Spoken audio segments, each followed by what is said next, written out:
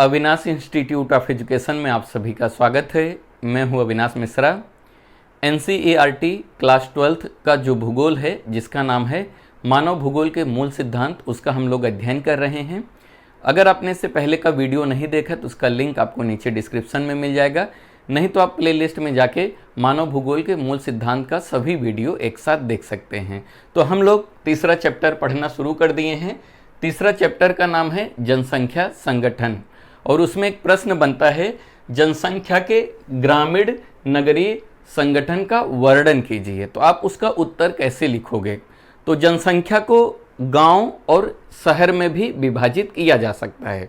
जनसंख्या को ग्रामीण और नगरीय क्षेत्रों में क्या किया जा सकता है? विभाजित किया जाता है। तो आइए इसको समझते हैं। तो यहाँ पे ध्यान दो, ग्रामीण यानी गांव, नगरी यानी शहर। ठीक है, ग्रामीण और नगरीय जनसंख्या में अंतर करने के मापदंड एक देश से दूसरे देश में भिन्न होते हैं। भिन्न का मतलब क्या होता है? अलग होती है।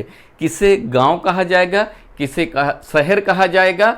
हर एक देश में गांव की और शहर की परिभाषा अलग अलग होती है, तो याद रखना। तो वही यहाँ पे लिखा है। क्या लिखा है? ग्रामीण और नगरीय जनसंख्या में अंतर करने के मापदंड एक देश से दूसरे देश में भिन्न होते हैं। भिन्न मतलब अलग अलग होती है। अब आप समझिए कि ग्रामीण किसे कहा जाता है या ग्रामीण क्षेत्र किसे कहा जाता है। तो ध्यान दो, ग्रामीण वे क्षेत्र होते हैं जिसमें लोग प्राथमिक क्रियाओं में संलग्न होते हैं। तो ग्रामीण क्षेत्र किसे कहा जाता है? ग्रामीण वे क्षेत्र होते हैं जिसमें लोग प्राथमिक क्रियाओं में संलग्न होते हैं। प्राथमिक क्रियाएं किसे कहा जाता है? इसका वीडियो मैंने बना दिया है, आप प्ले लिस्ट में जाके देख लीजिए, क्योंकि 2 बार बताऊंगा तो टाइम वेस्ट होगा। ठीक है, तो ध्यान दो, ग्रामीण वे क्षेत्र होते हैं जिसमें लोग जो है प्राथमिक क्रियाओं जैसे कि लोग ज़्यादा से ज़्यादा कृषि से संबंधित कार्यों में संलग्न होते हैं, उसे हम लोग क्या कहते हैं? प्राथमिक क्रियाएं। आप वीडियो जाके देख लो, आपको अच्छे से समझ में आ जाएगा। ठीक है, आगे ध्यान दो। अब आप समझो कि नगर किसे कहते हैं। नगरीय वे क्षेत्र होते हैं जिसमें अधिकांश कार्यशील जनसंख्या, आप ध्यान दो, हम लोग पढ़ रहे हैं कि नगर किसे कहते हैं। तो नगरीय वे क्षेत्र होते हैं जिसमें अधिकांश कार्यशील जनसंख्या जो है गैर प्राथमिक क्रियाओं में संलग्न होते हैं। गैर प्राथमिक क्रियाएं यानी कि नगर में लोग प्राथमिक क्रियाएं नहीं करते, प्राथमिक क्रियाओं के अलावा जो कार्य होते हैं वो नगरों में किए जाते हैं। अब गैर प्राथमिक क्रिया क्या होती है, इसका भी वीडियो मैंने बना दिया है, आप प्ले लिस्ट में जाके देख लेना। कौन से प्ले लिस्ट में? मानव भूगोल के मूल सिद्धांत में, उसका लिंक आपको नीचे डिस्क्रिप्शन में मिल जाएगा। ठीक है, अब आगे यहाँ पे ध्यान दो, पश्चिमी देशों के ग्रामीण क्षेत्रों में पुरुष लिंग अनुपात अधिक है। अगर हम पश्चिमी देशों की बात करें तो ग्रामीण क्षेत्रों में यानी कि गांव में पुरुष जनसंख्या अधिक होती है। पश्चिमी देशों में गांव में यानी ग्रामीण क्षेत्रों में पुरुष जनसंख्या अधिक होती है। ठीक है, यहाँ पे ध्यान दो, जबकि नगरीय क्षेत्रों में स्त्री लिंग अनुपात अधिक है। हम पश्चिमी देशों की बात करें तो पश्चिमी देशों में ग्रामीण क्षेत्रों में पुरुष लोग ज़्यादा होते हैं और नगरीय क्षेत्रों में पश्चिमी देशों में स्त्री लोग ज़्यादा होती हैं। क्लियर हुआ? ध्यान से समझना, फिर से इसको यहाँ पे ध्यान दो। पश्चिमी देशों में ग्रामीण क्षेत्रों में जो होता है पुरुष, यानी कि पुरुष क्या होते हैं? अधिक होते हैं, यानी पुरुष लिंग अनुपात अधिक होता है। जबकि नगरीय क्षेत्रों में यानी कि पश्चिमी देशों में नगर में जो है स्त्री लिंग अनुपात अधिक होती है। पश्चिमी देशों में गांव में पुरुष ज़्यादा होते हैं और शहर में जो है स्त्री ज़्यादा होती है। क्लियर हुआ? आसान भाषा में आगे समझो। इसके विपरीत अगर हम एशिया की देशों में बात करें, भारत जो है किस महाद्वीप में आता है? एशिया महाद्वीप में आता है। तो अगर हम एशिया महाद्वीप की देशों में बात करें, जैसे कि नेपाल की बात करें, पाकिस्तान की बात करें या भारत की बात करें, तो यहाँ पे स्थिति जो है इसके विपरीत है।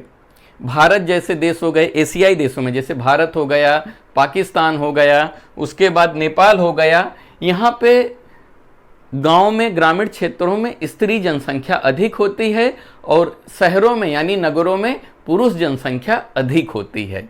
क्लियर हुआ? समझते जाओ। यहाँ पे ध्यान दो फिर से, एशिया के देशों में चाहे वो नेपाल हो, पाकिस्तान हो, भारत में स्थिति क्या है? बिल्कुल उल्टा है। किससे उल्टा है? पश्चिमी देशों के विपरीत है, उल्टा है। समझ में आ गया?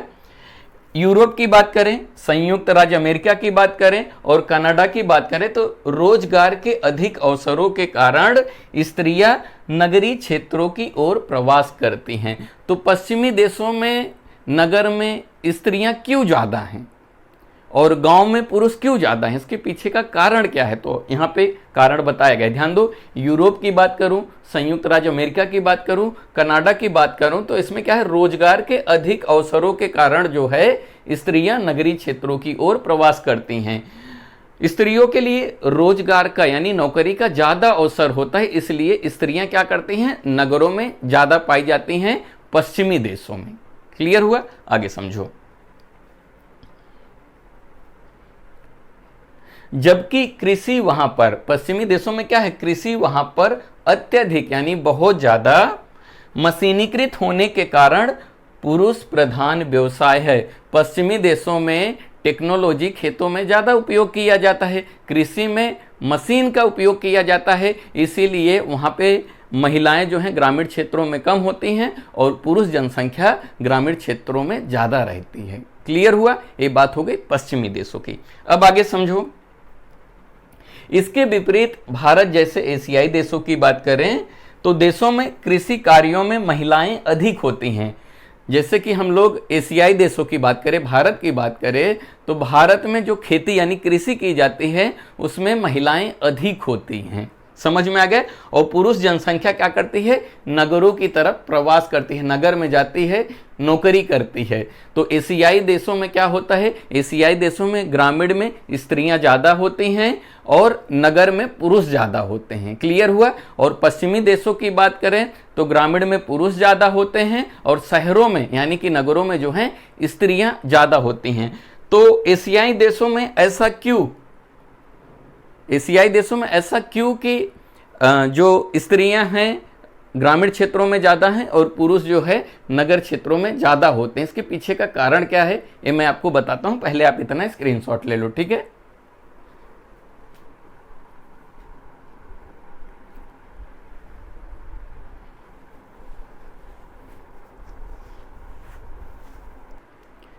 अब हम समझेंगे कि क्यों भारत जैसे देशों में ग्रामीण क्षेत्रों में महिलाएं अधिक होती हैं और नगरीय क्षेत्रों में क्यों महिलाएं कम होती हैं। तो आइए समझते हैं। भारत जैसे देशों में नगरों में आवासों की कमी होती है, यानी कि नगरीय क्षेत्रों में घरों की कमी पाई जाती है। आवास का मतलब होता है घर, तो शहरों में जो होता है घर की कमी पाई जाती है, बहुत जनसंख्या ज़्यादा होता है, इसलिए अगर आप शहरों में देखोगे तो वहाँ पे बिल्डिंग पाई जाती है, बड़ी बड़ी इमारतें पाई जाती हैं। समझ में आ गया? क्यों? क्योंकि वहाँ पे क्या होती है, आवासों यानी कि रहने के लिए घरों की कमी होती है। रहन सहन का उच्च लागत यानी कि शहरों में जो है खर्चे बहुत ज़्यादा होते हैं, रहन सहन के ऊपर खर्चे ज़्यादा होते हैं। कहाँ पे? नगरीय क्षेत्रों में।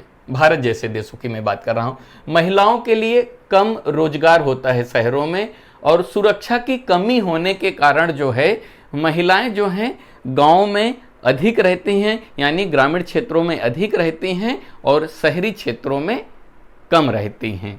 क्लियर हुआ? और पश्चिमी देशों में क्या होता है, पश्चिमी देशों में ग्रामीण क्षेत्रों में महिलाएं कम होती हैं और पुरुष ज़्यादा होते हैं, और नगरों में महिलाएं ज़्यादा होती हैं और पुरुष कम होते हैं। और एशियाई देशों में, भारत जैसे देशों में ग्रामीण क्षेत्रों में महिलाएं ज़्यादा होती हैं। कारण क्या है मैंने आपको बता दिया।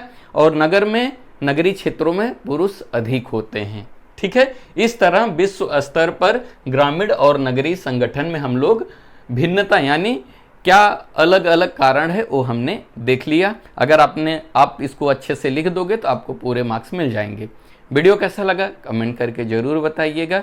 अगर अभी तक इस चैनल को आपने सब्सक्राइब नहीं किया तो कर लीजिए। वीडियो देखने के लिए धन्यवाद।